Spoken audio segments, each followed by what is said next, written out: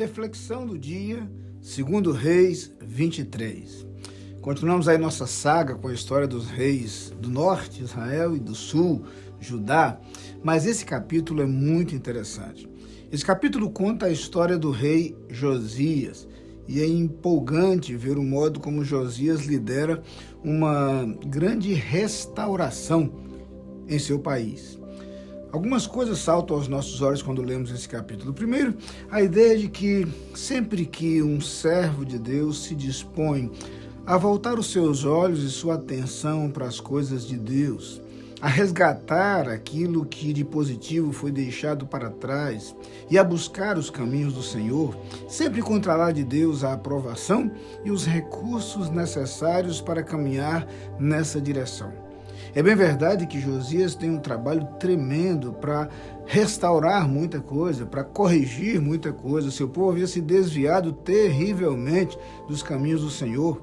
Há algumas coisas que precisam ser destruídas, há várias coisas que precisarão ser retiradas do meio do povo, há outras coisas que precisarão ser buscadas. Exatamente como acontece conosco quando, em nossa vida pessoal, identificamos que há alguns elementos que nos distanciam da vontade de Deus e dos caminhos do Senhor. Gosto sempre de fazer referência ao modo como o salmista termina o lindo Salmo 139. E depois de falar da grandeza de Deus, o seu poder, das manifestações do seu cuidado para conosco, ele termina com uma oração preciosa. Sonda-me, ó Deus, e conhece o meu coração.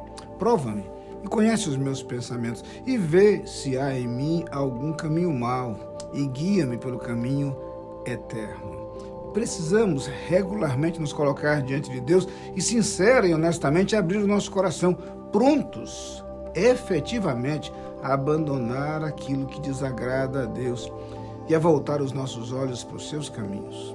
Josias faz isso. Mas outro detalhe é que Josias não faz apenas de forma pessoal, ele é rei. Ele promove uma restauração em sua nação. Daí os aspectos positivos e os efeitos ainda maiores de uma atitude como esta. Como líder, ele tem o poder para influenciar, tem o poder para envolver outras pessoas e levá-las a direcionar suas vidas na direção correta, no caminho correto.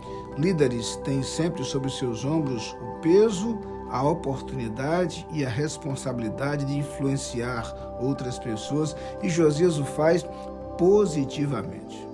Mas, lamentavelmente, esse capítulo não termina apenas com essa narrativa deliciosa sobre a vida e a liderança de Josias. O capítulo termina com uma referência ao seu sucessor, Jeoiaquim, que lamentavelmente não segue o caminho de seu pai e se distancia dos caminhos do Senhor, faz aquilo que desagrada a Deus e direciona seu povo mais uma vez para a iniquidade, para o pecado e para o erro. O que nos lembra algumas coisas que não podem ser desprezadas. Lembra-nos, por exemplo, que os pais nem sempre determinam ou definem os rumos de seus filhos e, conquanto influenciem, naturalmente, não têm poder para decidir por eles. Por outro lado, lembra mais uma vez que, assim como um líder pode levar o seu povo a grandes conquistas e vitórias, um líder também pode levar o seu povo a derrocadas, sofrimentos por uma sucessão de erros.